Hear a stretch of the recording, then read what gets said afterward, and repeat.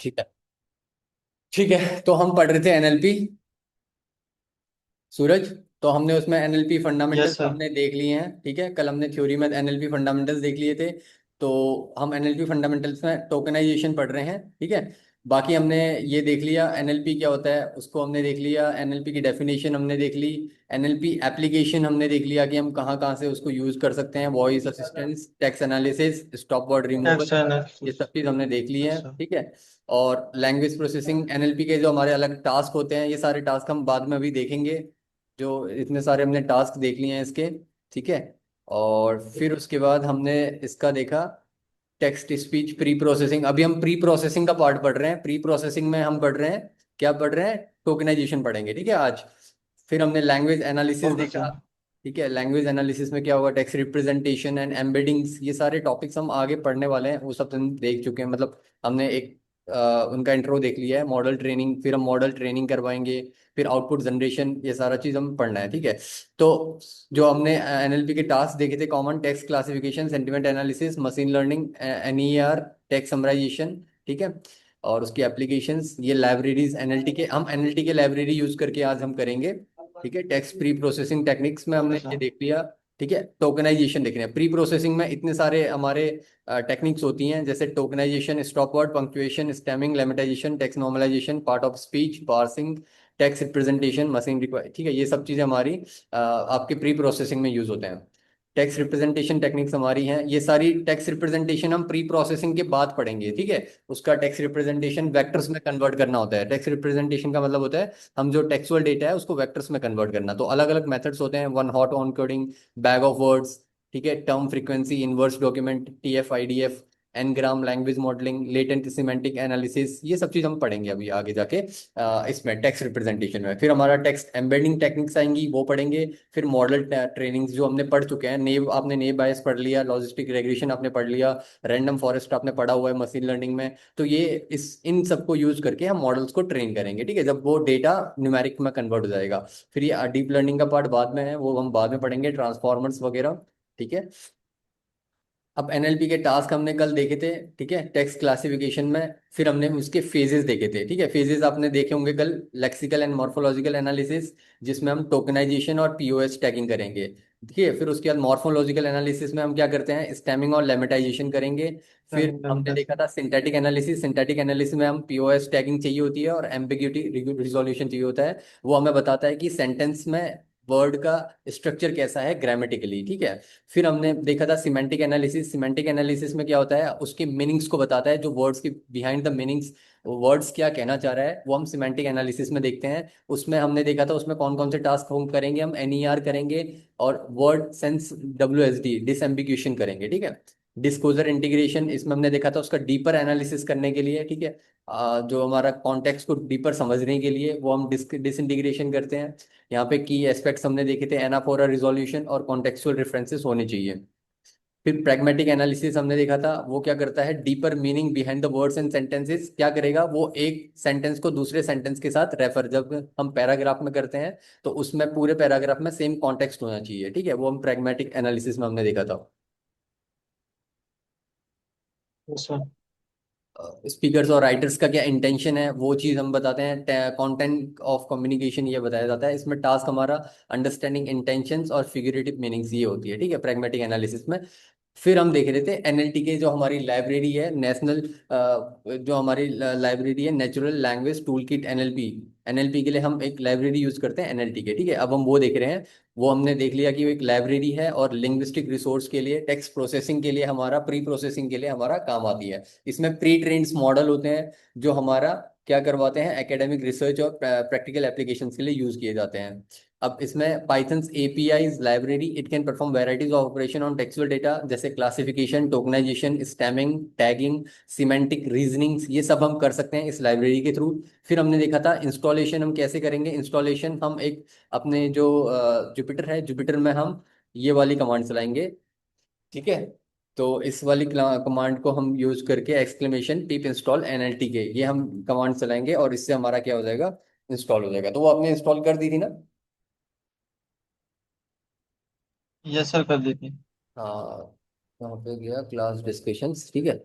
यहाँ पे को हमने पिप इंस्टॉल ये चलाया, और ये इंस्टॉल चलाने के बाद फिर हमने क्या करा था, इंपोर्ट करा था, ठीक है। इसको हमने चलाया, फिर हमने यहाँ पे क्या करा, इंपोर्ट चलाया, ठीक है।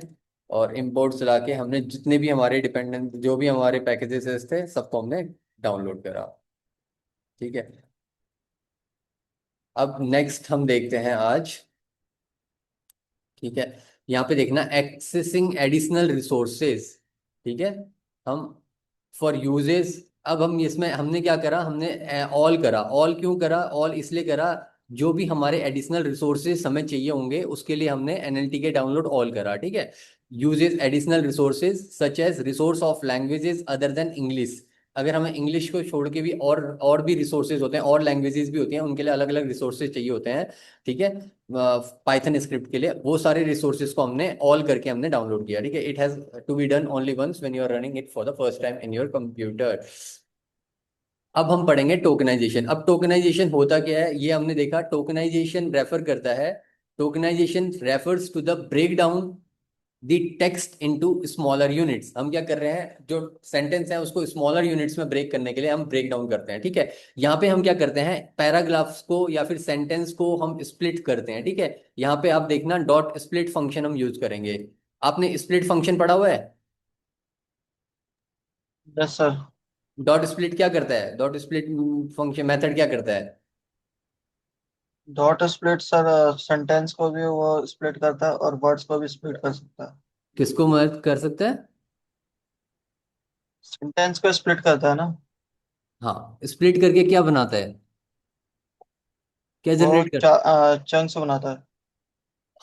ये एक आपके बनाता है, एक लिस्ट बनाता है। क्या बनाता है, एक लिस्ट बनाता है। जब भी आप डॉट स्प्लिट मेथड यूज करते हो तो वो ब्रेक करके आपके एक स्ट्रिंग को ब्रेक करके क्या करेगा, आपके पास जो स्ट्रिंग है प्रोवाइडेड, आप एक स्ट्रिंग प्रोवाइड करोगे, उस स्ट्रिंग को ब्रेक करके वो अलग अलग उसके जो आपके एलिमेंट्स होते हैं, स्ट्रिंग में जितने भी आपके एलिमेंट्स होंगे, उन एलिमेंट्स को ब्रेक करके किस में कन्वर्ट करेगा, एक लिस्ट में कन्वर्ट करेगा, ठीक है। लिस्ट में। आई बात समझ में? तो डॉट स्प्लिट मेथड हम लिस्ट बनाने के लिए काम करते हैं।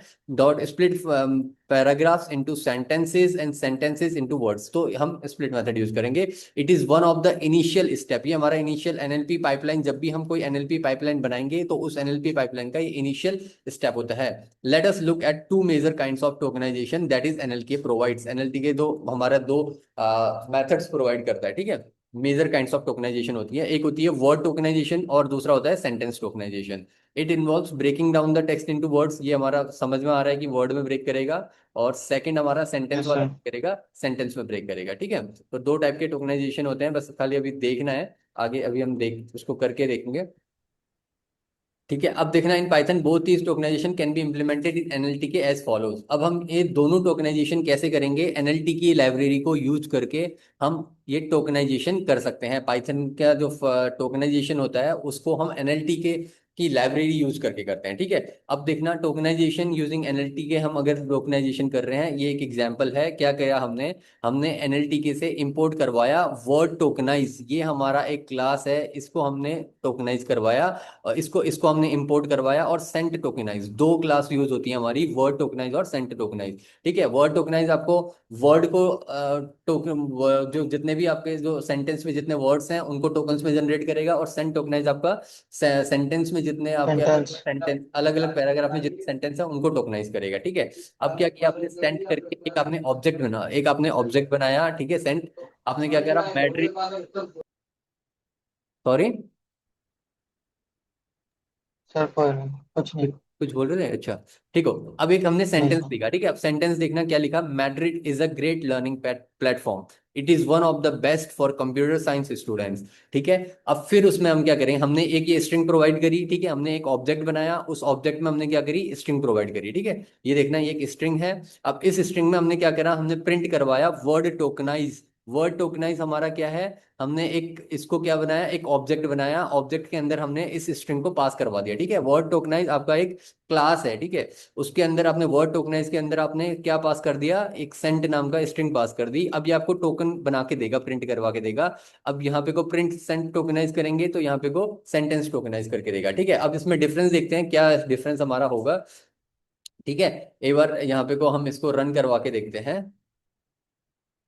ये वाले पार्ट को, ठीक है। Yes sir. अब देखना ये क्या करेगा आपका यहाँ पे को।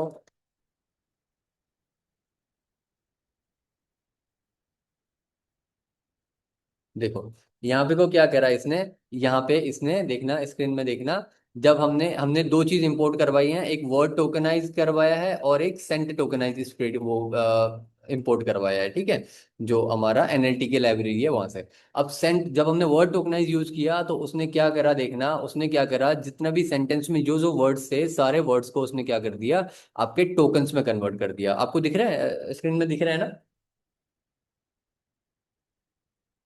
Yes sir. सूरज, स्क्रीन दिख रही है ना। यस सर दिख रहा है। Yes sir. ओके, ठीक है। तो यहाँ पे हमने क्या करा, उसको क्या वर्ड टोकनाइज किया, वर्ड टोकनाइज में क्या बना, उसने अलग अलग वर्ड्स में कन्वर्ट कर दिया। फिर उसने क्या करा, हमने अगर उसको सेंट टोकनाइज करेंगे तो सेंट में क्या करेगा, वो अलग अलग सेंटेंस को टोकनाइज करेगा, ठीक है। पूरे एक सेंटेंस उसने क्या करा, देखो अब इसने हमने यहाँ पे को स्लैश लगवाया है, ठीक है, बैक स्लैश लगाया है, ठीक है। बैक स्लैश मतलब स्केप कर दिया हमने नेक्स्ट लाइन में। अगर हम यहाँ पे को इसको प्रिंट करवा के देखेंगे,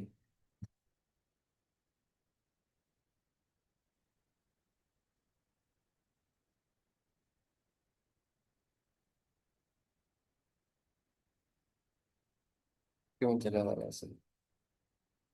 देखो यहाँ पे क्या है देखना, बैक स्लैश के बाद ये नेक्स्ट लाइन पे नहीं हुआ, सीधे उसी के बाद बैक स्लैश क्या करा, उसने स्पेस को हटा दिया, ठीक है।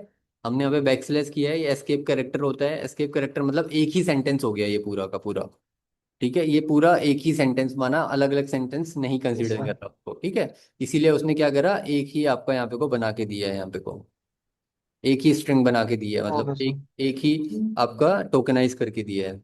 आई बात समझ में। Yes sir. हाँ, तो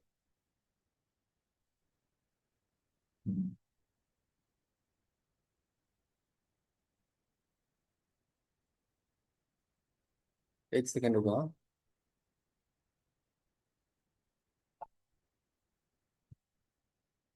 हम्म, ठीक है। तो यहाँ पे को एक बार ये देख लो, इसको करके देखो, आपको एक सेंटेंस बनाओ और उस सेंटेंस को वर्ड टोकनाइज और सेंट टोकनाइज इंपोर्ट करवाओ, एक बार ये फॉर्म ए इंपोर्ट करवाओ पहले।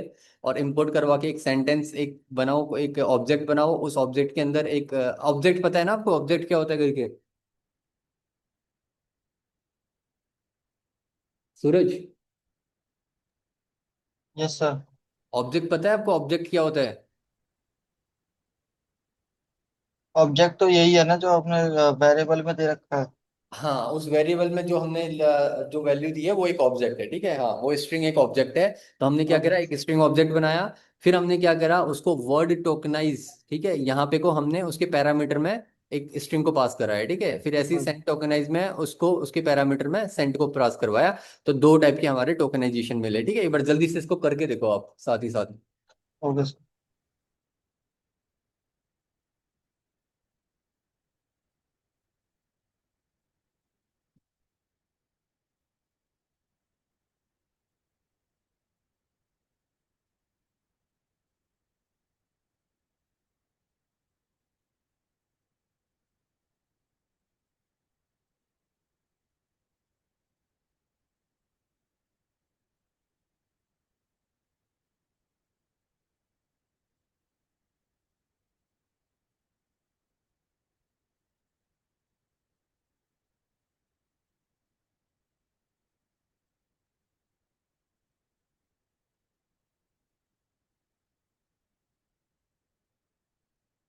हो जाए तो बताना जल्दी, ठीक है सूरज। Okay sir.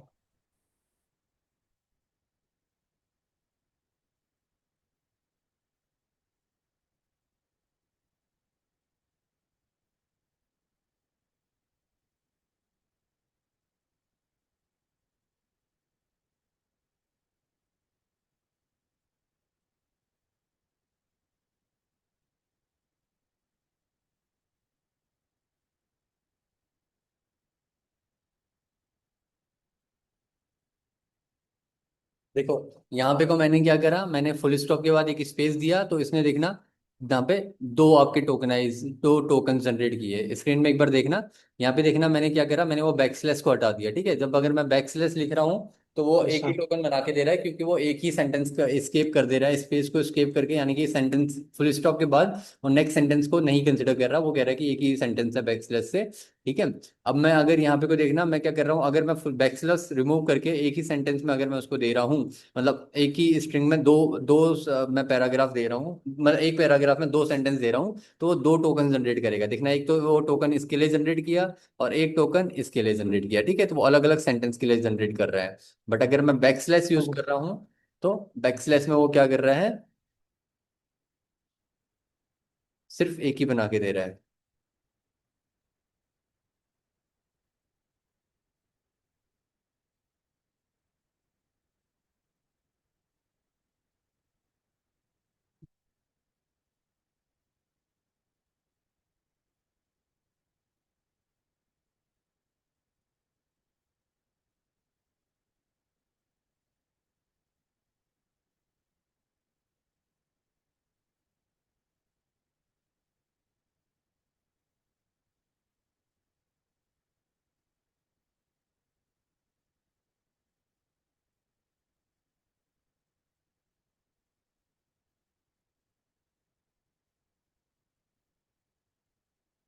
ठीक है सूरज, इतनी बात आई समझ में? Yes sir. हो जाए तो बताना, कंफर्म करना। तो इस बैकस्लैश का क्या यूज है वो भी आप नोट करना, कि बैकस्लैश आपका क्या कर रहा है, एक सिंगल सेंटेंस में उसको सिंगल सेंटेंस में कन्वर्ट कर रहा है। मल्टीपल से उसको एक अलग अलग सेंटेंस नहीं है, फुल स्टॉप को वो बैकस्लैश कर दे रहा है। ठीक है, तो ये हमारा बैकस्लैश है। ठीक है, एस्केप कैरेक्टर बोलते हैं इसको। ठीक है, यहाँ पे को वो एक सिंगल सेंटेंस बना दे रहा है उसका, इसीलिए हमारे पास एक ही टोकन जनरेट हो रहा है।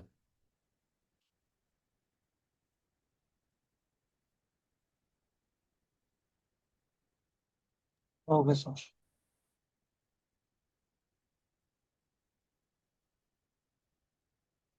ठीक है, हो गया। नहीं सर, अभी कर रहा हूँ। करो करो।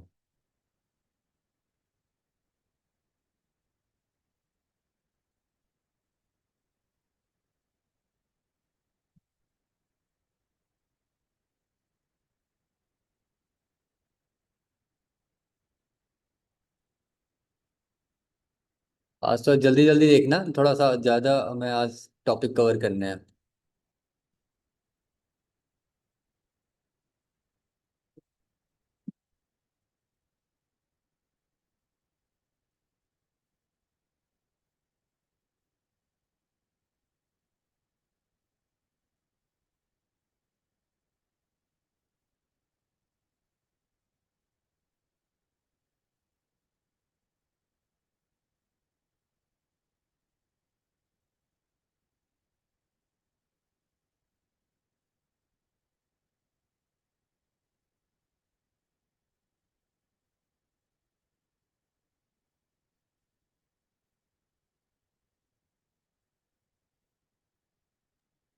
बैक स्लैश क्या कर रहा है सर, सेंटेंस को? सेंटेंस को आपका एक ही सिंगल सेंटेंस, मतलब फुल स्टॉप के बाद एक नया सेंटेंस नहीं स्टार्ट हो रहा, फुल स्टॉप के बाद वो उस सेंटेंस को सिंगल सेंटेंस में कन्वर्ट कर रहा है, मतलब कि वो कंसिडर नहीं करेगा, एक नेक्स्ट सेंटेंस कंसिडर नहीं करेगा। ठीक है, वो क्या करेगा, एक सिंगल सेंटेंस में कन्वर्ट कर देगा उसको।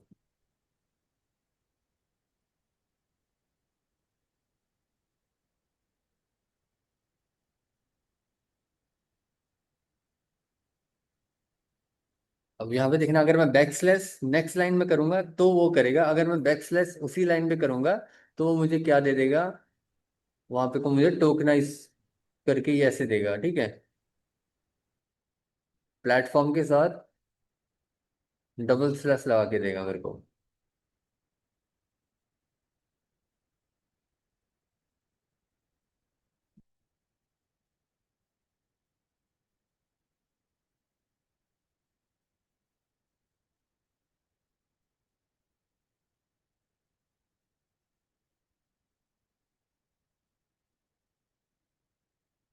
कोई वाले निकाल हाँ देना जी जो सर। मैं कर लेता था।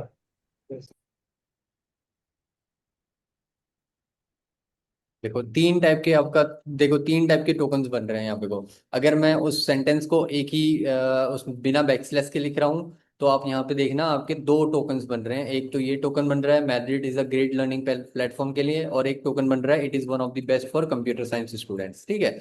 और फिर उसके बाद जब मैं यहाँ पे को बैकस्लैश ऊपर ही यूज कर रहा हूँ, तो वहां पे क्या बन रहा है, एक ही बन रहा है, वो एक ही लाइन को कंसिडर कर रहा है, एक ही बन रहा है, बट वहां पे को टू बैकस्लैश आ रहे हैं।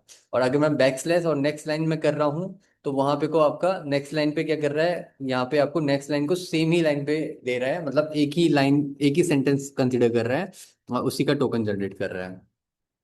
ठीक है, यहाँ पे ये तीन चीज देख लेना डबल है। बैक स्लैश आ रहा है इसमें। हाँ। प्रिंट करने के बाद डबल बैक स्लैश आ रहा है। हाँ, अगर आप नेक्स्ट लाइन पे नहीं करोगे तो डबल बैकस्लैश देगा वो आपका।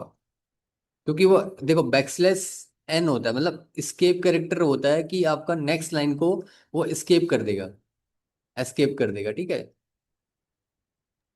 मतलब आपका सेंटेंस सेंटेंस दूसरा सेंटेंस स्टार्ट होना था, बट वो उसको एस्केप कर देगा और दूसरा सेंटेंस स्टार्ट नहीं होगा, वो वही सेंटेंस बन जाएगा आपका, पहले वाले के साथ ही उसको मर्ज हो जाएगा।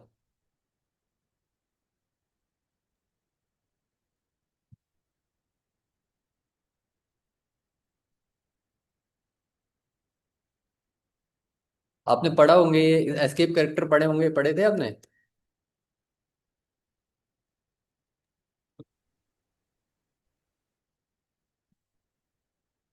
सूरज।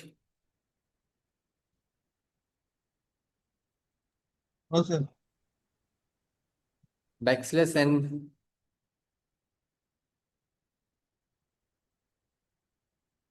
अब देखो अगर मैं यहाँ पे बैकस्लैश एन करूंगा, तो क्या करेगा वो नेक्स्ट लाइन पे कंसिडर करेगा और यहाँ पे को दो कंसिडर दो दो मुझे टोकन जनरेट करके देगा। ठीक है, ये सारे एस्केप कैरेक्टर्स हम यूज करते हैं, वो हम देखेंगे, बट ये तो एस्केप कैरेक्टर पाइथन का पार्ट है, अभी हम वो चीज में नहीं जाएंगे डीप डाउन। ठीक है, अब बस अभी हम टोकन्स देख रहे हैं, इतना नोट हुआ आपका? चलो।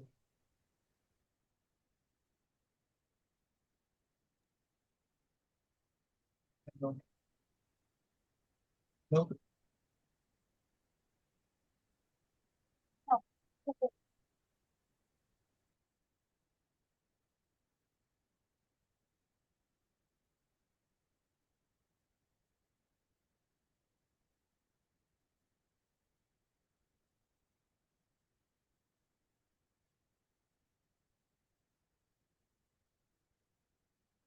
आगे बढ़े?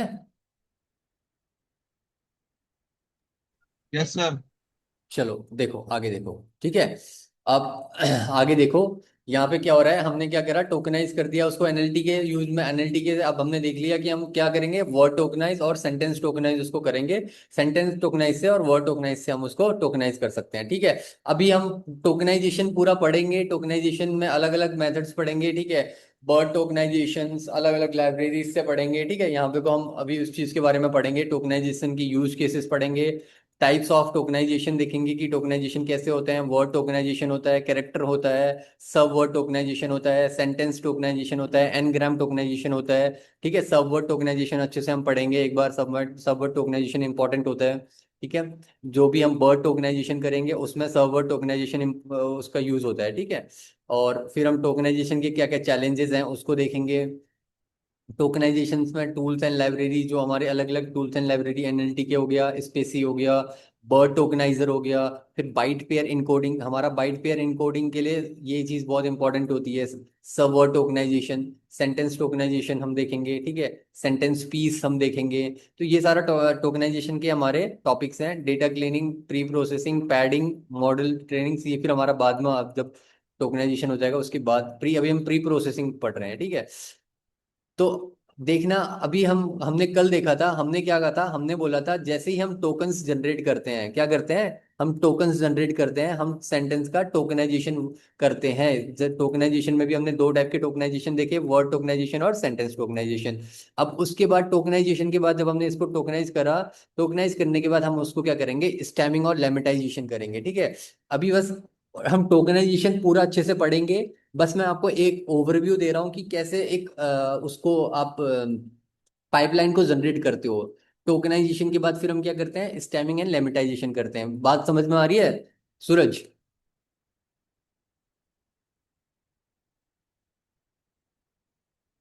सूरज, आवाज जैसे नहीं आ रही, आवाज नहीं आ रही। समझ में आया मैं क्या कहना चाह रहा हूँ? जैसे स्टेमिंग एंड लेमेटाइजेशन वर्क करेंगे। हाँ, मतलब पहले हम टोकनाइजेशन करेंगे, ठीक है, और टोकनाइजेशन की भी बहुत सारे मेथड्स होते हैं जो हम अभी डिस्कस करेंगे। बट उससे पहले मैं आपको एक ओवरव्यू दे रहा हूँ। स्टेमिंग के लिए क्या करेंगे, स्टेमिंग एंड लेमेटाइजेशन। हमने टोकनाइजेशन किया, टोकनाइजेशन के लिए आपने देखा कि आपने सेंटेंस टोकनाइजेशन और वर्ड टोकनाइजेशन किया, ठीक है।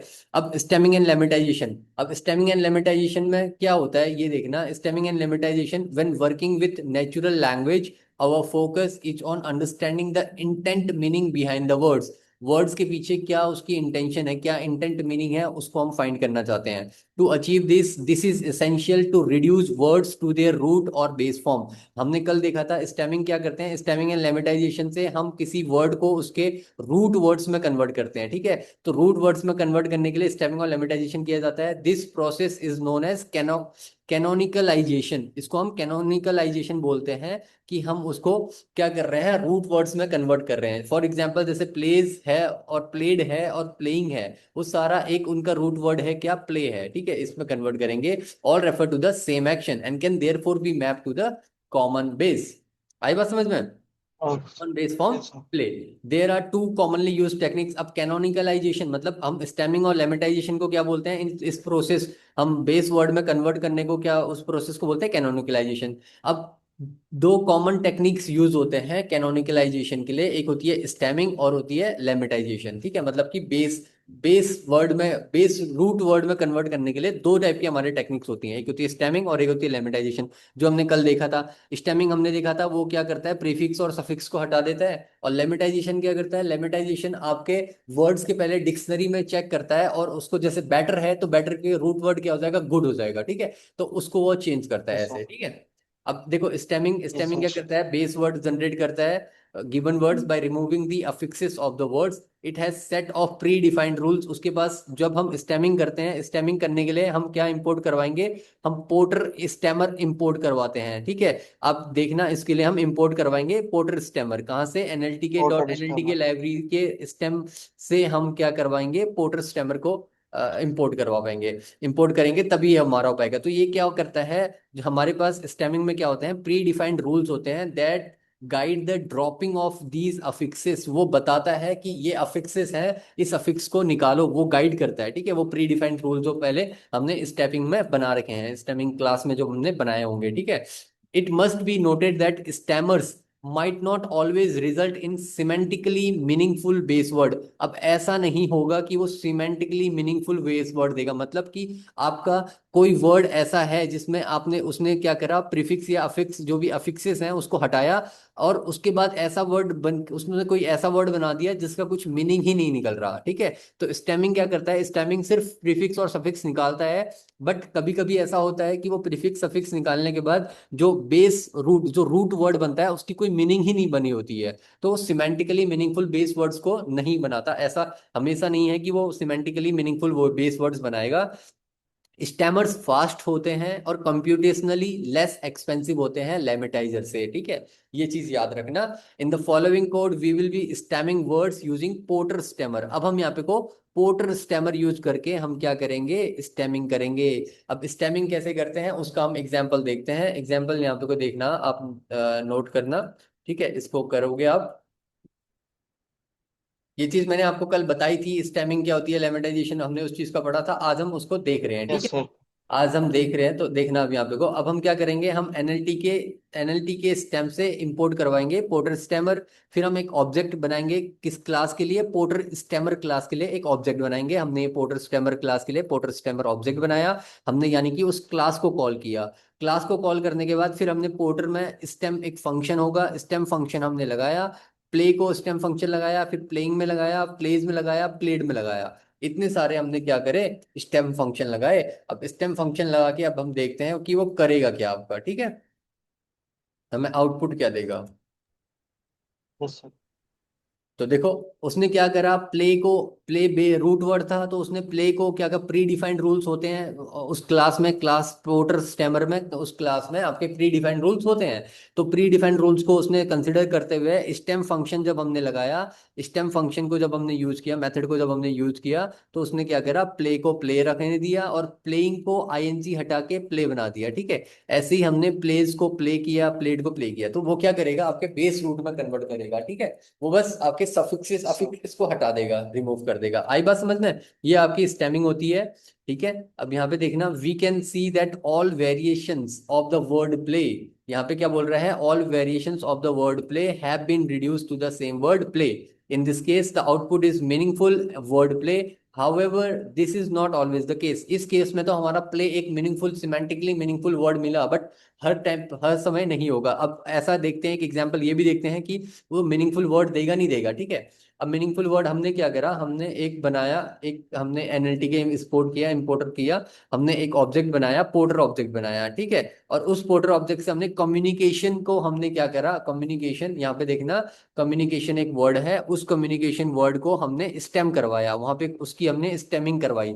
अब स्टेमिंग करवाने के लिए क्या करा, स्टेमर ने रिड्यूस कर दिया वर्ड कम्युनिकेशन को to a base word commune. Commune में उसने बेस वर्ड कम्यून में वो कर दिया, which is meaningless in itself. अब ये कम्यून का कोई मीनिंग ही नहीं है। ठीक है, तो यहाँ पे स्टेमिंग करने का हमारा कोई फायदा नहीं हुआ, क्योंकि स्टेमर ने उसको बेस वर्ड में जो कन्वर्ट तो किया, बट बेस वर्ड का कोई फायदा नहीं हुआ, कि कम्यून जो हमें दे रहा है उसका कोई फायदा नहीं हुआ। आई बात समझ में? तो इसको देख लो। तो वो हमेशा, मीनिंगफुल नहीं है। हाँ मीनिंगफुल नहीं है, तो मीनिंगफुल स्टेमिंग हमेशा जरूरी नहीं है कि आपको मीनिंगफुल वाला ही प्रोवाइड करेगा, कभी कभी ऐसा होता है कि आपको मीनिंगफुल वाला ना मिले। ठीक है।